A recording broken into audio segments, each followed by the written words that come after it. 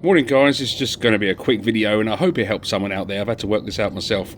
Now, if you've got a jet washer you put away in the winter and you've now got it out in the spring to clean your patio, your bike, your car, whatever, it doesn't matter, and it randomly doesn't work. It was fine when you put it away in the winter and now it just does nothing. So in this case, I've plugged it in. You can see I've got power going to the unit. My electrical tester there tells me that there's power going down, so I know the fuse is okay.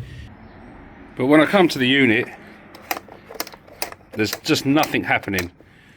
I know water's on and I know water's getting in. I am getting a bit of water from the lance itself. That's all that's happening. There's nothing else happening with this jet washer. You think it's broken. It's not broken. This is how you fix it. I'm going to try and do this one-handed, but all you got to do is take that pipe from the lance. So you want to take that off and let it run, and you can see all the air coming out here. There's lots of air in that pipe. So run this until that runs continuously without spitting air out.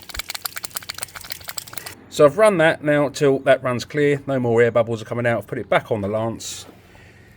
We can come over to the unit now and switch it on. Now I think that the Karcher has got some sort of safety cut out, that if there's an airlock in this pipe that runs round to the trigger to the lance, it won't switch on. So now I've run all that air out of there by disconnecting it from the gun, go up to the unit, and it works again. Now I can get on with my cleaning. I hope that's helped someone out there figure out what's wrong with their jet washer. It definitely works for all the Karchers. Don't know if it works for any other ones, but it's well worth a try. Please don't throw it away. That was a 5-minute fix.